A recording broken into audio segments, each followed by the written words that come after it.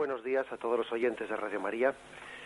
Un día más Dios nos da la gracia de poder comentar este catecismo hermoso y precioso, este depósito de fe de la Iglesia Católica.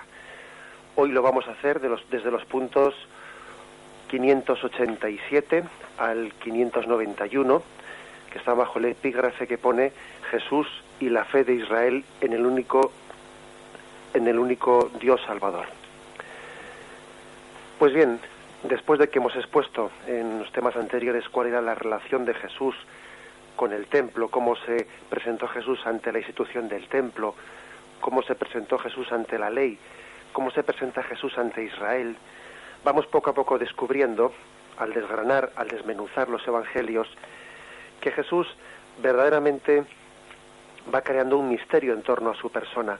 Es un signo de contradicción, porque o bien desde él se entiende pues toda la revelación que Dios había hecho en el Antiguo Testamento y se entiende desde una luz original como el cumplimiento, como el designio último de Dios de salvación, o bien otros entenderán que él era un impostor. Ciertamente todo este misterio de Jesús ante sus obras, ante su forma de hablar, va generando un misterio en torno a su persona, a su identidad. ¿Quién es este para que hable así? ¿Quién es este para que obre así? Sin duda alguna, lo importante ya no es únicamente lo que Jesús hace, lo que Jesús dice, sino quién es Jesús. Porque claro, el obrar es consecuencia del ser. Si uno no es Dios, no se puede hacer obras divinas. El decir también es consecuencia del ser. Si uno dice determinadas cosas, eso se corresponde con un ser, con ser alguien para hablar así, de lo contrario es un impostor. Al final el Evangelio, lo verdaderamente importante del Evangelio no es ya tanto qué cosas dijo y qué cosas hizo Jesús, sino que todo eso manifiesta quién es Jesús, su identidad, quién es. Lo importante es el ser. Jesús es, por tanto, signo de contradicción. Quienes le reconocen como Hijo de Dios lo entienden todo les encaja. Quienes no le aceptan como el Hijo de Dios enviado del Padre, entonces no entienden nada y verdaderamente ven en Jesús una contradicción en la que se estrellan. Vamos a intercalar, en vez de leer estos puntos seguidos, los voy a intercalar dentro de la explicación. Y fijaros que comienza el primer punto y el 590 diciendo así: si la ley y el templo pudieron ser ocasión de contradicción entre Jesús y las autoridades religiosas de Israel, la razón está en que Jesús, por la redención de los pecados, obra divina por excelencia, acepta ser verdadera piedra de escándalo para aquellas autoridades. Solo la identidad divina de la persona de Jesús puede justificar una exigencia tan absoluta como esta: el que no está conmigo está contra mí. Lo mismo cuando dice que él es más que Jonás, más que Salomón, más que el templo, cuando recuerda refiriéndose a que David llama al Mesías su Señor, cuando afirma antes que naciese Abraham yo soy, e incluso el Padre y yo somos una sola cosa. Pues es cierto, tenemos que comenzar recordando que el Evangelio de San Lucas, cuando ya desde los primeros episodios en los que Jesús se manifiesta y Jesús es reconocido por el anciano Simeón, que representa a ese resto del pueblo de Israel que esperaba la llegada del Mesías, ese anciano Simeón representa a lo mejor de Israel, que reconoce en Jesús al deseado, al esperado. Sin embargo, cuando aquel anciano coge a Jesús y lo eleva y da gracias porque ha llegado el momento que hace tanto tiempo estaba esperando, también profetiza y pone en guardia de que muchos no van a reconocer a Jesús al que estaban esperando y que va a ser signo de contradicción. Recordemos esto: este está puesto para caída y elevación de muchos en Israel y para ser señal de contradicción. La señal de contradicción siempre le acompañó a Jesús. Él fue puesto para elevación de muchísimos, para salvación, pero también para caída de otros. Es decir, en él hay que hacer una opción definitiva. No cabe la imparcialidad ante Jesucristo. No cabe contemplarle como un espectador contempla una película sin implicarse en ella, no. Ante Jesús hay que tomar una opción, y por eso él es signo de contradicción, porque todos nosotros estamos llamados a formar parte de esa persona que es interpelada por Jesucristo. Jesús fue signo de contradicción desde el primer momento, desde que Herodes comenzó a sentir celos por su nacimiento. y comenzó a perseguirle. Y otros, los pastores, pues alabaron a Dios porque habían visto la gloria de Dios en un niño débil e indefenso. Esta es verdaderamente la contradicción de Jesús que vamos a intentar pues ir desentrañando poco a poco y sirviéndonos especialmente de los evangelios. Bien, fijémonos en lo siguiente. El modo de enseñar de Jesús presenta una autoridad única, a la vez una sencillez única y a la vez una libertad única. Vamos a intentar explicar cómo la gran autoridad de Jesús, la gran sencillez de Jesús y la gran libertad de Jesús, que son tres conceptos tan difíciles de compaginar, ¿no?, se dan al mismo tiempo en el Evangelio. Jesús no enseña como los rabinos ni como los profetas. Los profetas decían, oráculo del Señor, así habla Yahvé. Cuando ellos hablaban, continuamente estaban diciendo, esto no lo digo yo, lo dice Yahvé, oráculo de Yahvé, oráculo de Yahvé. Jesús no habló nunca así, nunca utilizó esa fórmula que era la fórmula tradicional de los profetas, oráculo de Yahvé, no lo dijo nunca. Sino que en los evangelios vemos como él hablaba con una autoridad personal. Él no decía, así habla Yahvé, él decía, en verdad yo os digo. Hablaba en nombre propio, en nombre personal, no como un mero transmisor, sino con autoridad propia. Ni en la literatura de los rabinos ni en los profetas del Antiguo Testamento encontramos un caso igual. Se usaba antes de Jesús la palabra amén, que quiere decir en verdad, para ratificar oraciones de alabanza, de bendición, pero nunca se empleó el amén, el en verdad, como introducción a las propias palabras de uno, que esto es lo curioso en Jesús. Esta fórmula de en verdad yo os digo se encuentra en todos los evangelios, en San Marcos, en Mateo, en Lucas y por supuesto en San Juan, lo cual quiere decir que no cabe decir que a un evangelista se lo inventase, no, tiene la múltiple fuente de todas las fuentes de las que los evangelios han bebido. Jesús, por lo tanto, no se presenta como un profeta más, sino que habla en nombre propio, como hemos dicho, ocupa con su palabra la autoridad misma de Dios. Por ejemplo, cuando en Marcos 13:31, él dice, cielo y tierra pasarán, pero mis palabras no pasarán. Esto es lo curioso, ¿no? Es que ese yo enfático de Jesús, lleno de autoridad única, pues aparece pues hasta llegar a perfeccionar la ley del Antiguo Testamento. Hasta ahora se os ha dicho ojo por ojo y diente por diente, pero yo os digo.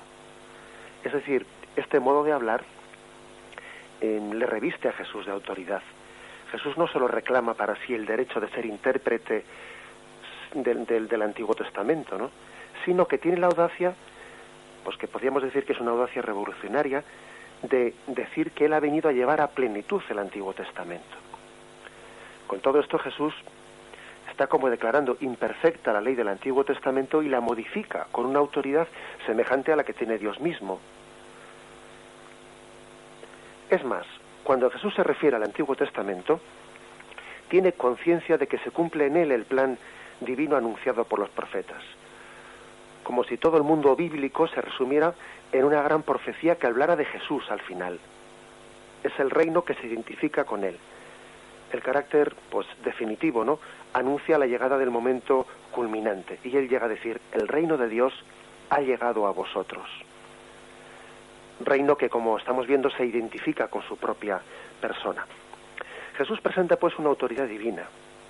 Y por ello no es de extrañar que en muchas ocasiones, tras apelar a las obras que el Padre le da a hacer, llega un momento en que apela a su propio testimonio como un testimonio tan válido como el del Padre. Por ejemplo, en San Juan, capítulo 8, versículo 14, dice, aunque yo dé testimonio de mí mismo, mi testimonio es verídico, porque sé de dónde vengo y a dónde voy. Este es un texto de mucha importancia, porque generalmente se entendía que no valía el testimonio que uno diese por sí mismo, sino que hacía falta que otro diese testimonio por sí. Por ejemplo, hay otro momento del Evangelio de San Juan en el que él dice, si no me creéis a mí, creed a mis obras, ellas dan testimonio de quién soy yo. Pero es que aquí Jesús llega a decir, aunque yo estoy dando testimonio de mí, en este caso mi testimonio es verídico, porque yo sé de dónde vengo y a dónde voy. Es decir, él tiene conciencia, Jesús, de su singularidad. Tiene una conciencia de que está testimoniando delante del mundo que él y el Padre son una sola cosa. Una sola cosa. La defensa de un profeta habría terminado allí, en la apelación a las obras que Dios le concede hacer como credenciales de su misión. Cualquier profeta hubiese dicho, mira, estas son las credenciales que Dios me ha hecho, las obras. Sin embargo, el testimonio de Jesús no termina ahí, apela a su propio testimonio tan válido como el del Padre. Él viene a decir, mi testimonio es verdadero, no únicamente las obras que yo hago en nombre del Padre, sino mi testimonio. Pues bien, esta autoridad única que expresa Jesús a la hora de enseñar, la muestra también en su actuar. Los milagros de Jesús están llenos de su misma autoridad. Mientras que los milagros que eran realizados en el Antiguo Testamento se hacían en nombre de Yahvé, Jesús cura en nombre propio. A ti te digo, levántate, quiero, queda limpio. A la hija de Jairo le dice, hija, yo te lo ordeno, levántate. Asimismo, el modo de hacer milagros por parte de Jesús contrasta con el modo que tenían los apóstoles en la iglesia primitiva de hacer algunos signos, algunos milagros, que siempre los hacían en nombre de Jesús. Pedro y Pablo dicen, en nombre de Jesús yo te digo, pero Jesús no dice en nombre de nadie, dice en nombre propio. Jesús habla en nombre propio, siempre que hace los milagros.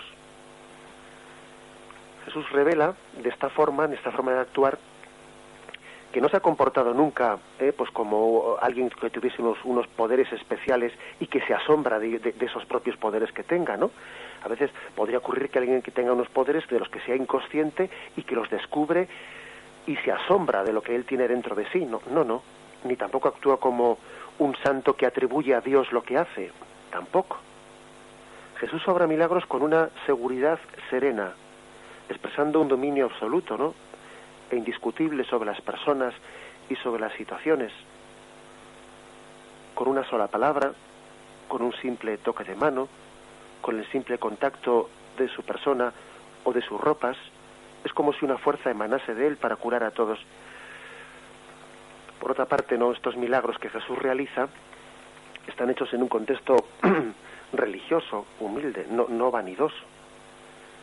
Jesús jamás quiso hacer milagros en lucimiento propio o para ahorrarse la entrega, el sacrificio. Es más, allí donde no había una fe sincera, no quiso hacer milagros. Pues bien, vamos más adelante y vamos viendo que Jesús lee en los corazones de sus adversarios, que refuta con una sabiduría increíble sus objeciones, que responde a sus preguntas, que consigue hacerles callar y cerrar la boca a quienes tienen malicia. Con todo ello, poco a poco nos vamos poniendo ante el misterio de Jesús. ¿Este quién es? Permitidme, antes de que hagamos un momento de silencio, pues en esta especie de cuestionamiento por la identidad misteriosa de Jesús, por la identidad divina de Jesús, un testimonio de actualidad, también que estos días ha salido a la prensa. Un testimonio de actualidad, porque a veces también pensamos pues que Jesús es conocido como Hijo de Dios únicamente entre personas pues que están en un contexto muy eclesial y muy en torno pues al estudio de las Sagradas Escrituras. Y hemos conocido estos días un libro entrevista que se ha publicado por parte de un periodista que él mismo se confiesa agnóstico, ¿no?, que es Miska Asayas, un libro de entrevista que le ha hecho al famoso cantante del grupo de esa banda irlandesa de U2, al famoso cantante Bono. Y este cantante da testimonio de su fe en Jesucristo y de que él es consciente en su fe cristiana que Jesucristo no puede ser un profeta más. Permitidme que lea un párrafo de este libro entrevista. Está dentro de un capítulo que habla de hablemos también de la eternidad.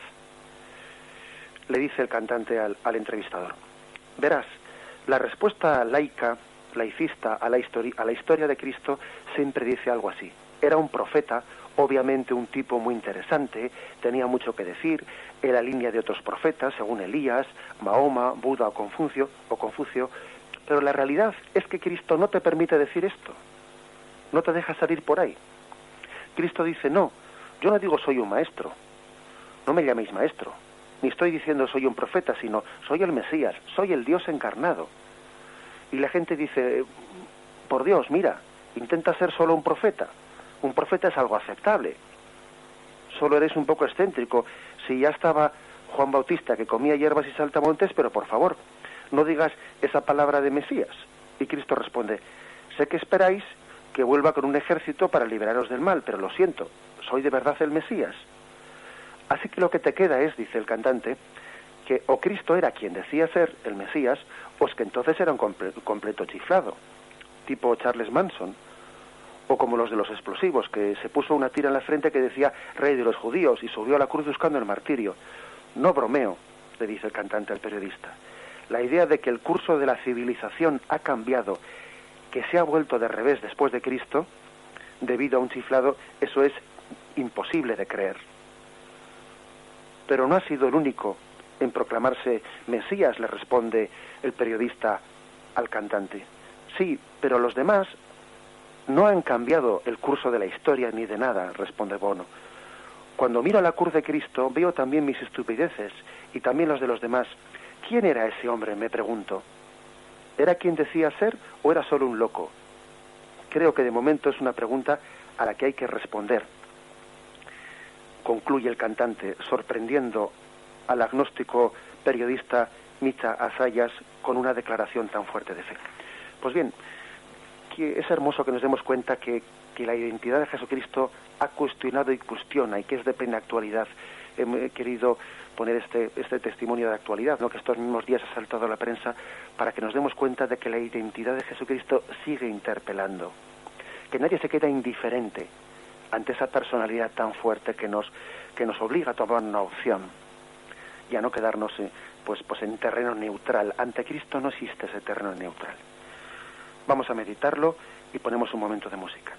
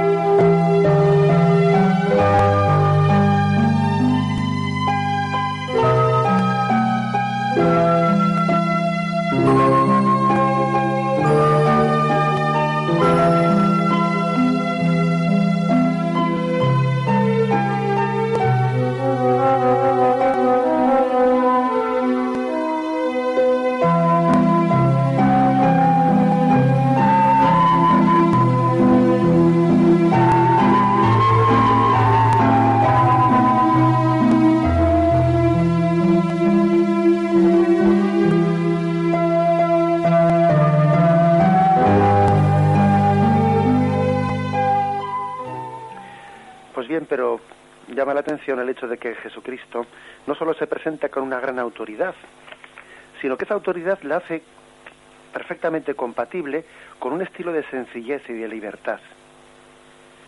Una sencillez de corazón que proviene del conocimiento que tiene del Padre y de la relación que mantiene con Él. Acordémonos de ese pasaje maravilloso de Mateo 11, versículo 25-27. Yo te bendigo, Padre, Señor de cielo y tierra, porque has ocultado estas cosas a sabios y a prudentes y se las has revelado a los pequeños. Sí, Padre, pues así te ha complacido. Todo me ha sido entregado por mi Padre, y nadie conoce al Padre sino el Hijo, ni nadie conoce el Hijo sino el Padre, y aquel a quien el Hijo se lo quiera revelar. La humildad y la sencillez llegan en Jesús a un nivel tal que hacen que uno se pregunte sobre su origen. La autoridad de Jesús no se ajusta a esa forma humana de ejercer la autoridad, no es competitiva ni busca el interés propio. Es una autoridad que se manifiesta por igual en la sublimidad de su palabra o en la acción humilde y sencilla. La vida de Cristo fue una vida de extrema sencillez y abandono a la providencia del Padre. Las raposas tienen sus cuevas y las aves del cielo sus nidos, pero el Hijo del Hombre no tiene donde reclinar la cabeza. Lo tenéis en Mateo 8:10. Jesús es humilde en su forma de enseñar, con una palabra cercana, directa, que fue comprendida por los más humildes. Nunca intentó deslumbrar ni llamar la atención de nadie. Su modo de enseñar es directo, sencillo, comprensible. Incluso su forma de hacer milagros es sobria, serena. Nunca hizo ningún milagro por satisfacer la curiosidad, ni por buscar su propia grandeza, ni por extravagancias. Por otra parte, nunca salió de la boca de Jesús una palabra de alabanza propia. No dio jamás oídos a palabras lisonjeras. Escoge por discípulos suyos a pobres pescadores, por amigos a publicanos y pecadores, y reprocha a los suyos la búsqueda de prestigio y de honor. Acordaros de aquel pasaje de Mateo 20, versículo 26 al 28, que dice: no ha de ser así entre vosotros, sino el que quiera ser grande, que sea vuestro servidor, y el que quiera ser primero, que sea vuestro esclavo. De la misma manera, fijaros bien, de la misma manera que el Hijo del Hombre no ha venido a ser servido, sino a servir y a dar su vida en rescate por todos. Llama la atención, ¿no?, profundamente esta serenidad y el amor con que Jesús trata a los suyos y a los enemigos, como ante la traición de Judas, con serenidad y con dolor Jesús dice: uno de vosotros me va a entregar. Cuando él le reprocha, le sigue amando. Y otro tanto ocurre con la traición de Pedro: y Jesús se volvió y le miró, dice Lucas 22:61. Jesús no avasalla, que con su autoridad podía haberlo hecho. No, Jesús no avasalla, invita a la verdad. A veces pide que cambiemos nuestra cruz por la suya. Es como si conociera la angustia que oprime a cada hombre y le dijera: dame tu cruz, entrégame tus preocupaciones. Él nos dice: venid a mí los que estáis cansados y agobiados, y yo os daré descanso. Tomad sobre vosotros mi yugo y aprended de mí, que soy manso y humilde de corazón, y hallaréis vuestro descanso. Esta es, pues, la forma de Jesús, que es capaz de compaginar la plena autoridad con la plena sencillez, y eso nos maravilla, porque sabemos que un humano no es capaz de compaginar esos dos aspectos. Y el misterio todavía es más grande cuando vemos que Jesús, pues, actúa en plena libertad, esa libertad que tanto nos cuesta a nosotros, pues, conseguir e ir consolidando en nuestra vida. Su vida es un verdadero culto a la verdad. Pedro recordará que jamás encontró en él la mentira. Lo tenéis en la primera carta de Pedro, capítulo 2, versículo 2. Pero lo inaudito es que sus mismos enemigos, aquellos a los que él ha humillado públicamente, le reconocen inquebrantablemente su amor a la verdad. Por ejemplo, Mateo 12:24 dice: los fariseos se acercan a Jesús diciéndole: Maestro, sabemos que amas la verdad y no conoces el respeto humano, pues no miras la persona del hombre, sino que enseñas el camino de Dios conforme a la verdad. Es decir, sus propios enemigos eran absolutamente conscientes de que estaban ante un hombre amante de la verdad. Jesús mismo pidió la verdad, con todas las consecuencias. Que vuestro modo de hablar sea sí cuando es sí y no cuando es no. Mateo 5:35. No hay cosa que más exacerbe a Jesús, que más pues de alguna manera pues le contradiga que la hipocresía, la mentira, la simulación. Eso Jesús lo denunció y lo desenmascaró repetidas veces. Jesús no tiene otra arma que la verdad. Es lo único que puede dejar en herencia a los suyos. Así, fijaros incluso en el discurso después de la cena, que recoge el Evangelio de San Juan, Jesús deja en herencia a los suyos la verdad. Dice: yo rogaré al Padre que os dé el Espíritu de la verdad, pues cuando viniere el Espíritu de la verdad, Él os enseñará toda la verdad. Ese es el testamento de Jesús, la verdad. Su última oración al Padre es para que se consagre a los suyos en la verdad. Padre, santifícalos en la verdad, conságralos en la verdad. Tu palabra es la verdad. Jesús no tiene estrategias. La estrategia es, bueno, la verdad tiene su propio peso, se impondrá por sí misma. Y es así como Jesús, pues, desborda el ambiente social de su tiempo, rompe las barreras que aprisionan la verdad. Jesús no formó parte del grupo de los fariseos, tampoco de los saduceos, ni de los celotes. Jesús estaba rodeado de grupos de presión y él era libre frente a todos ellos. Jesús libre para la verdad y vivió por la pura exigencia de la verdad. Él rompió las barreras, prejuicios sociales de su tiempo, trata con los publicanos y se presenta ante la mujer de una forma inaudita, defiende a la mujer adúltera, defiende a la mujer condenada por poligamia y repudio, tuvo amistad con Marta, con María, con Lázaro, trató con complacencia con los samaritanos, que eran despreciados, no tiene ni acepta prejuicio alguno contra nadie, ni siquiera él permite pues una especie de lazos carnales con su familia que le quiten libertad. Estos son mi madre y mis hermanos, los que escuchan la palabra de Dios y la cumplen. Es libre para denunciar el pecado allí donde se encuentra, se atreve a enfrentarse con la clase farisea, que es la clase dominante. Este es Jesús, libre hasta llegar a decir: nadie me arrebata la vida, sino que yo la entrego libremente. Es el misterio de autoridad, el misterio de sencillez y el misterio de libertad, que vuelven de nuevo a preguntarnos, a plantearnos la pregunta: ¿quién es este Jesús que se identifica con la misma autoridad de Dios Padre? ¿Quién es este Jesús que obra con esta autoridad y sencillez, con esta libertad ante todos nosotros? Y la verdad, obtenemos de Jesús esa respuesta: yo soy el camino, la verdad y la vida. Lo tenemos en Juan 14:6. ¿Quién es este Jesús? Vamos a meditarlo y también esperamos a que en próximas sesiones este catecismo de nuestra Madre la Iglesia nos vaya dando una respuesta profusa pues a esta pregunta, que es la pregunta que extraemos de observar la figura de Jesucristo en el Evangelio. Pues bien, para comprender este misterio en torno a Jesús, estos puntos que hoy estamos meditando del catecismo hacen referencia a una de las manifestaciones que fueron más características de Jesucristo, que son las siguientes. Leo dos de los puntos que estamos comentando hoy del catecismo, el 588 y 589. Jesús escandalizó a los fariseos comiendo con los publicanos y los pecadores tan familiarmente como con ellos mismos.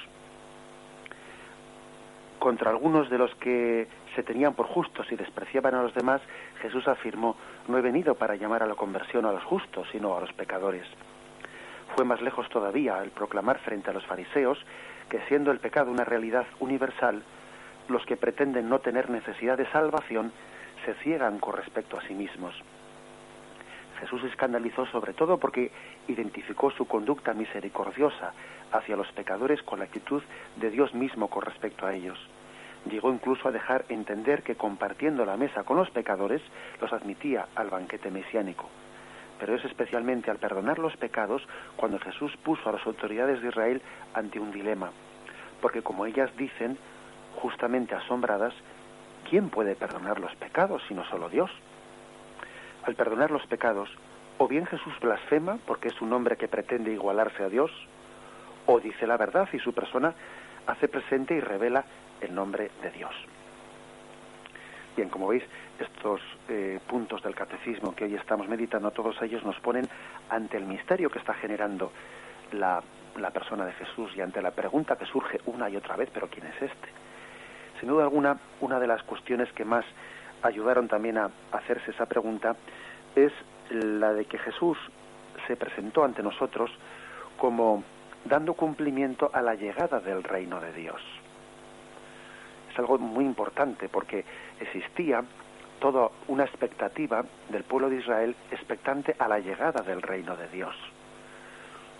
Y lo curioso es que Jesús, cuando llega, pues él da a entender, frente a falsas expectativas que existían, pues politizantes y que interpretaban el reino de Dios, pues especialmente en un contexto político de liberación de los romanos, Jesús da a entender que el reino de Dios pues no tiene una dimensión geográfica ni política, sino más bien religiosa y moral. Que el reino de Dios es la sujeción del hombre al dominio de Dios, que no es la esclavitud de un señor tiránico, no, ese no es el reino de Dios, sino que es la aceptación libre y alegre de la acción amorosa de Dios. Porque el reino de Dios anunciado por Cristo, pues es de alguna forma la cercanía de Dios en esa salvación que nos regala, que nos ofrece libremente, sin que sea a cambio de nuestros méritos, sino que es el amor gratuito de Dios. El reino de Dios es, por tanto, una acción salvífica de Dios. Y su aceptación, ojo, ¿no? Y su aceptación por parte del hombre. Lo cual conlleva que esta predicación que hizo Jesús del reino de Dios implica una idea nueva de Dios, en clara contraposición con la que tenían los fariseos, que tenían una imagen del mérito, una teología del mérito que desfiguraba el rostro de Dios. Porque ellos pensaban que a base de un esfuerzo en el cumplimiento de la ley se sentían con derechos delante de Dios. Un Dios al que ellos, de alguna manera, intentan controlar, delimitar, como comprar, como si le comprasen a Dios con sus méritos, ¿no? Un Dios que en su lógica, pues lógicamente ese Dios no podía amar a los pecadores, porque esos no tienen méritos para comprar el favor de Dios. Y Jesús, pues trastoca totalmente esa imagen manipulada de Dios. Lo más radical en la predicación de Cristo consiste en la presentación de un Dios que es Padre misericordioso, como alguien que ama a los hombres gratuitamente, de una forma escandalosamente gratuita, por encima de todo mérito, con una sola condición, con la condición de que seamos capaces de creer en la maravilla inmerecida de la misericordia de Dios Padre. Y desde esta aceptación gratuita, pues de Dios, pues disponernos al cambio de nuestra vida. Es la única condición que Jesús pone, ¿no? La aceptación gratuita de la gracia de Dios, sabernos mendigos de la gracia de Dios, sabernos regalados por Dios, cosa que es tremendamente importante, dicha en los tiempos de Jesús y en los nuestros, que por cierto, me permito este comentario de actualidad, curiosamente aquel rechazo que Jesús observó en los fariseos, que se consideraban autosuficientes porque sus obras tenían derecho, etcétera, pues hoy, aunque sea de una manera un poco distinta, pero básicamente las cosas pues están parecidas. Están parecidas porque nos encontramos toda una generación, pues no serán fariseos, pero en el fondo sí se presentan como autosuficientes delante de Dios. Una generación que dice, bueno, yo ni mato ni robo, yo soy una persona justa, soy una persona legal, yo no tengo que pedir perdón por nada, yo no necesito perdón, no necesito salvación, no necesito que... Curiosamente, nos estamos encontrando con una generación con un rechazo de la gracia, pues al fin y a la postre parecido, que el que pudieran tener los fariseos ante el mensaje de Jesucristo. El mayor pecado del hombre consiste en no ser conscientes del don y el regalo de Dios que nos salva, en no ser conscientes de que la salvación es un regalo que está por encima de nuestros méritos, de que somos mendigos de la gracia de Dios, que no somos nada sin el regalo del perdón, sin la gracia de Dios que nos hace hijos, que nos purifica, que nos transforma. Ese es el mayor pecado del hombre. Hoy como entonces, la autosuficiencia, el no ser conscientes del regalo de Dios. Pues bien, ese reino de Dios no es otra cosa que la misericordia de Dios ofrecida gratuitamente a otro hombre, independientemente de raza, posición social, incluso de mérito, de mérito. Desde esta perspectiva, pues se comprende esto que decía el catecismo que hemos leído, ¿no? El comportamiento de Jesús con los pecadores, con la gente baja y despreciable. Ellos son los llamados por el Padre. Que Jesús no, que el médico ha venido a los enfermos, ¿no? A los que se creen sanos. Y tienen ellos una predilección especial. Es más, ellos que son incapaces de orgullecerse con méritos propios, están en una situación privilegiada para comprender la misericordia de Dios. Fijaros que el buen ladrón tenía una situación más privilegiada para recibir la salvación de Dios que los fariseos, porque por lo menos el buen ladrón, como había robado, se sabía que era pecador, no se podía autoengañar, pero los fariseos se autoengañaban, pensaban que no eran pecadores. A veces dice uno, Dios mío, cuando vemos que tenemos ciertos pecados, ¿no?, que nos cuesta superar, y la debilidad de nuestra carne, pues una y otra vez nos hace caer en ellos, ¿no? Y nos gustaría vernos libres de ellos, ¿no? A veces tenemos que llegar a decir, bendita culpa, bendito pecado, si nos lleva a ser más conscientes de la necesidad que tenemos de Cristo. Prefiero ser un puro pecador, un pecador empedernido. Si esa condición mía de pecador me hace caer en cuenta de la necesidad que tengo del perdón de Cristo, que no seré un buenecito autosuficiente, que pienso y me autoengaño pensando que no tengo necesidad del regalo de Dios. Prefiero, sin duda. Aquel buen ladrón estaba en una situación mejor que nadie, ¿no?, pues para recibir la salvación de Dios. Por todo ello, Jesús nos asegura que hay más alegría en Dios por la conversión de un pecador que por la perseverancia de 99 justos, que no necesitan convertirse. Esta es podríamos decir, la peculiaridad de la forma de Jesús de presentar el reino de los cielos, ¿no? Y de llegar a explicarnos a todos nosotros, pues que en el fondo, ante Jesús los hombres se dividen en dos categorías, los sencillos y los autosuficientes. Puede darse un pecador que en medio de su miseria se abra humildemente a la gracia. Y eso es el reino de Dios, y eso es lo que Jesús viene a transmitir. Es más, la parábola del hijo pródigo, la famosa parábola de Lucas 15, pues no olvidemos que Jesús la pronunció para justificar su comportamiento con los pecadores. El hermano mayor representa al fariseo que cree que cumple perfectamente la ley a la perfección y que se escandaliza de la misericordia de Cristo, que come con los pecadores, que está con los pecadores. Esa parábola ha sido pronunciada por Jesús para dar explicación a eso. ¿Por qué yo me junto con los pecadores, me siento con ellos a su mesa? Porque fue un gran escándalo la fiesta que Jesús hizo por el retorno de los pecadores, por el retorno de aquellos que habían sido pues considerados como despreciados por Dios, por una parte importante del pueblo de Israel. En definitiva, el reino de Dios se identifica personalmente con el mismo Jesús. Esta es la clave. No es que Jesús diga, aquí ha venido, no, es que Jesús mismo es el reino de Dios. Hay una equivalencia entre entregarlo todo por Cristo o por la causa del reino, entre seguir a Cristo o aceptar el reino. Eso lo vemos en muchos textos, ¿no? Podéis, si queréis, pues mirar Lucas 18:29, Mateo 19:29, y vais a comprobar que con su llegada a predicación y milagros ha llegado el reino de Dios. Por ejemplo, tenéis en Lucas 7:22-23, cuando Juan Bautista desde la cárcel envía a unos enviados a preguntarle a Jesús a ver si ha llegado ya el reino de Dios, dice, decid a Juan, los ciegos ven, los cojos andan, los leprosos son curados, los muertos resucitan, los pobres son evangelizados. Ha llegado el reino de Dios. Esas obras que Jesús está haciendo lo manifiestan. Él es el reino de Dios esperado. Orígenes, que es un santo padre de los primeros siglos de la Iglesia, expresó con gran exactitud que Jesús era la autobasileia, decía él, es decir, el reino, el autorreino, es decir, el mismo reino de Dios expresado ante todo el mundo. En su persona estaba el reino de Dios. Esto es uno de los datos fundamentales de la de la predicación de Jesús. Porque claro, al contrario, negarse a seguir a Cristo es excluirse uno mismo del reino de Dios. Venid vosotros, benditos de mi Padre, recibid la herencia del reino, preparado para vosotros desde la creación del mundo. El reino se ha cumplido.